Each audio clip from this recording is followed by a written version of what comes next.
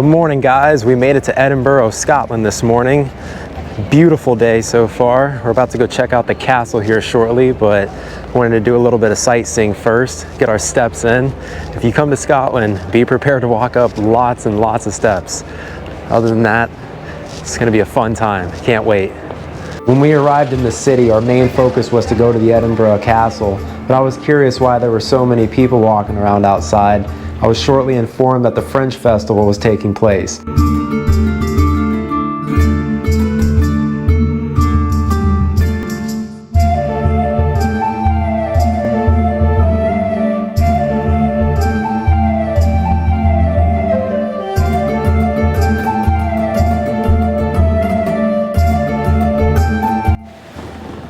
One of the other popular landmarks of Edinburgh is Victoria Street, or as Harry Potter fanatics like to call it, Diagon Alley. J.K. Rowling, the author of Harry Potter, actually wrote this series in a coffee shop not too far away from what's now an authentic Harry Potter gift store.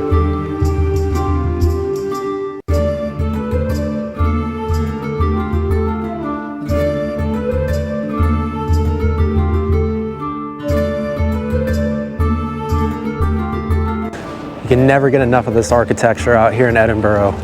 This town seems like it's millions of years old, but it's so fun to walk around and explore. There's always something new to check out. It was actually only £30 to go from Ireland to Scotland, so pretty cheap to get from one country to the next.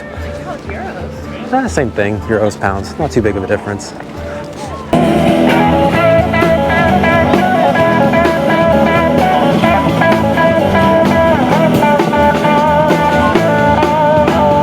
Our next stop was the local botanical gardens.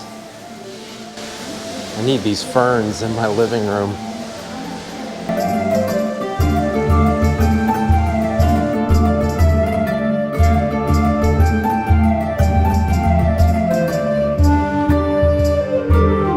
Every time I film, I have so much more respect for YouTubers that do this full time. I have at least an hour of video from Scotland and an hour of video from Ireland, and at the end going to condense it down into about a 5-minute video for each. So man, bless them for doing this every day, all day. I couldn't imagine. So what I've learned so far is almost every type of tree grows in Scotland. Cypress, palm trees, even fruit trees, but the fruit's not quite as good as you'd get back in the States because we don't have a lot of sun in Scotland. It's raining at least a little bit almost every day. So it's green and things are nice and healthy, but the fruit's not always the ripest that comes straight from the UK. See, Scotland definitely can have arborists. All these trees need to be pruned one way or another. Earlier I saw a tree that was nubbed out that's growing hypoxylon, so they need my services. Everybody back home in Texas wishes their grass was this green. I wish mine was this green. Oh man.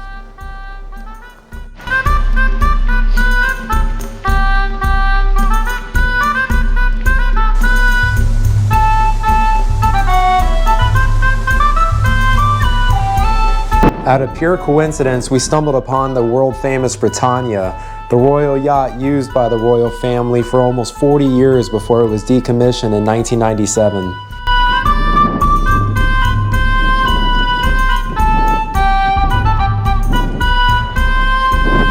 It's funny, there's somebody on the ship right now painting, and just smelling that paint gives me deja vu of the years that we had to spend painting our ship over and over and over again.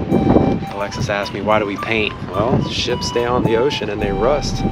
It's an ongoing cycle. Once you get to the end, it's time to do the beginning again. These mess decks definitely look a little bit different than the mess decks on a Navy ship.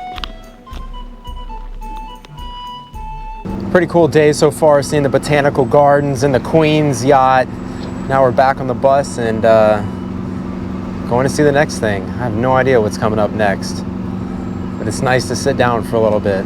If you're coming to Europe, prepare to walk and walk and walk.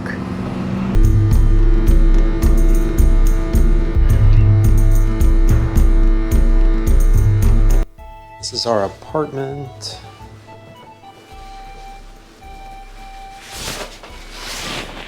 After spending a few days in the city, Alexis talked us into going on a 3-day tour to the northern tip of Scotland, which I was soon grateful for, and you'll see why. So we started a 9-hour journey this morning heading to the northern part of Scotland. Had a little bit of a detour due to a car accident, so we stopped in a town called Oban. It's a fishing village, kind of like the one we were in Ireland. Pretty cool.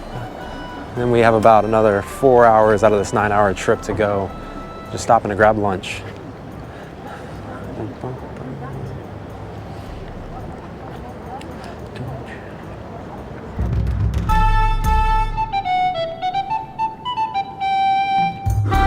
Cooking some fresh mussels here. Enjoy. Thank you so much. You're very welcome. Fresh.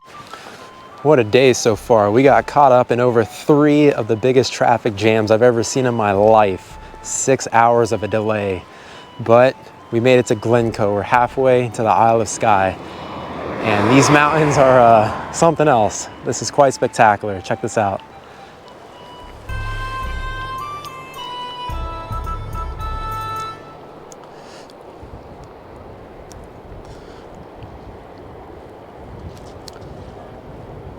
The next morning started off pretty windy and gloomy, but shortly turned into the most perfect day that you could ever ask for.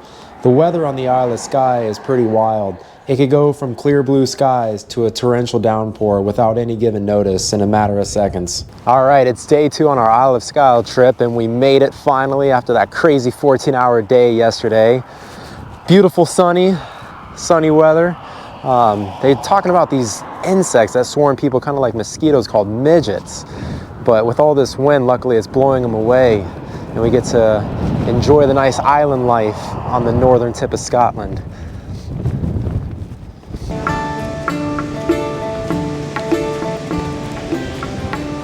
We were told they just built this viewing platform to come over the cliff, see the ocean and these beautiful waterfalls.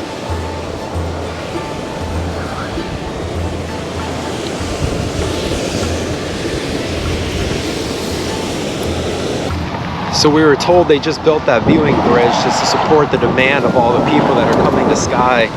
It's only about 3 or 4 years old, but so many people are coming every day.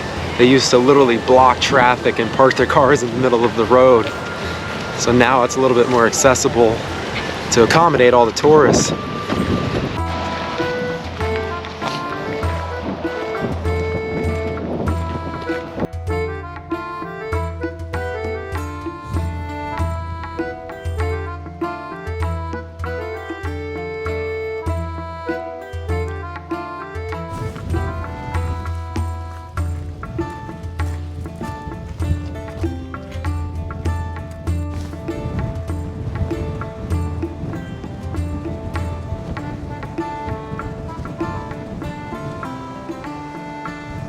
We've made it to the northwest side of the island. Makes you want to go swimming so bad.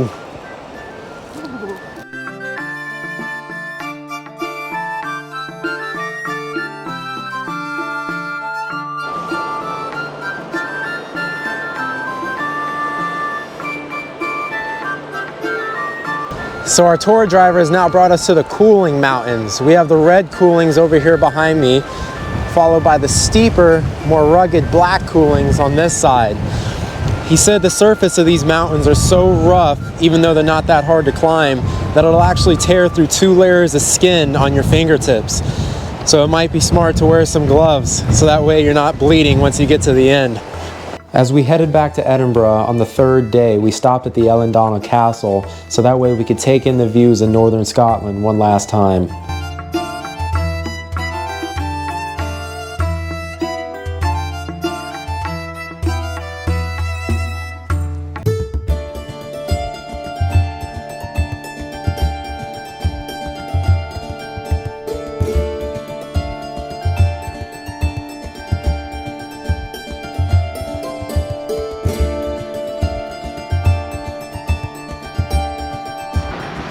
So the Eilean Donan Castle, built back in the 13th century. Of course, it's been revamped a few times since then, but this is right outside the Isle of Skye.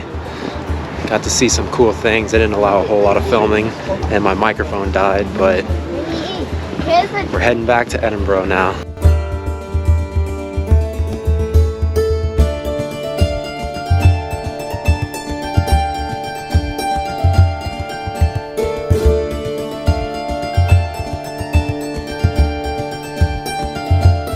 So we've made it to Loch Ness finally. Just showing you around some of the locks that they use to get the boats from one channel to the other. And then hopefully we can go find Nessie, give her a hello and bring her back to the States.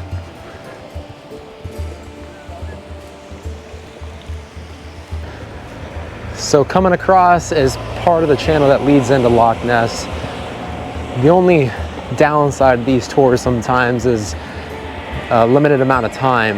We had to hurry up and eat lunch, shop for a couple things, so we didn't get to see the whole entry point of Loch Ness, but that's it, over there. We'll find Nessie next time. So it's Monday. Today we're in Glasgow. It is also our last day in Scotland. Tonight we're heading back to Ireland before we head back home to Texas tomorrow.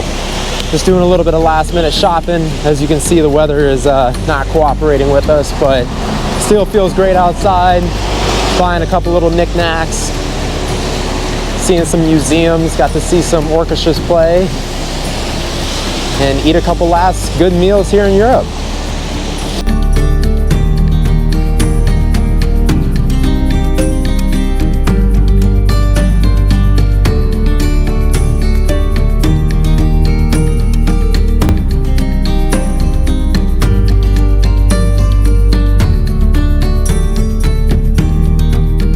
Good morning. It's our last day in Europe today. Just checking out a little bit more of Ireland before we get on the plane and head back to Texas. Had a bit of a scare. Alexis put the GoPro in the wrong pocket of my backpack and we thought we lost it, but all is well.